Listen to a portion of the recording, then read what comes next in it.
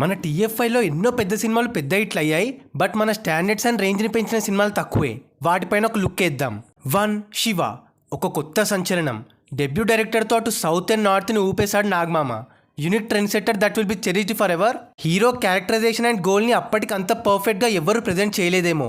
2 Indra mass and ఎలివేషన్కి కొత్త arc and trend set చేసి చిరు సార్ కెరీర్లోనే the biggest sensational industry hit అయింది. ఇంద్ర లెవెల్ ఫ్యాక్షన్ మూవీ పడలే మళ్ళీ. 3 Pokiri the powerful game changer of Tollywood, the true path breaker.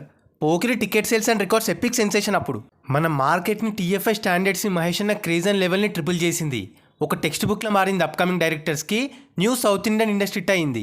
4 Magadheera new wonder to South India. అసలు expect చేయని budget and మేకింగ్తో ప్రతి ఒక్కరిని సర్ప్రైజ్ చేసి పడేసింది.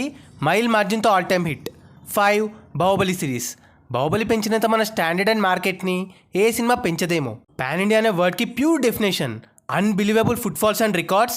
అండ్ ప్రభాస్ అన్న మార్కెట్ స్కై లెవెల్కి వెళ్ళిపోయింది. Baahubali as separate page and ఎఫోరియా అంతే.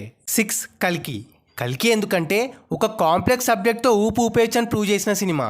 ఇలాంటి సినిమాలు కూడా 1000 కోట్లు కొడతాయి, జనాలు నెట్టేసుకుంటారని నిరూపించింది.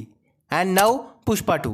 కంటెంట్ పరంగా మిగతా 6 మూవీస్తో కంపేర్ చేయలేం, కానీ కమర్షియల్ ఆస్పెక్ట్స్ ఉన్న సినిమాతో నార్త్లో ఇండస్ట్రీ హిట్ అవ్వడం, పైగా ఫాస్ట్గా న్యూ బెంచ్ మార్క్స్ పెట్టడం మామూలు విషయం కాదు. నార్త్లో మన మార్కెట్ని పెంచేసిన సినిమా. ఈవెన్ పుష్ప అంతే. సో ఈ 7 తెలుగు సినిమాలు మన మార్కెట్ని, స్టాండర్డ్స్ని, రేంజ్ అండ్ క్రేజ్ని పెంచాయి. వీటిలో మీ ఫేవరెట్ మూవీస్ని కమెంట్ చేసేయండి.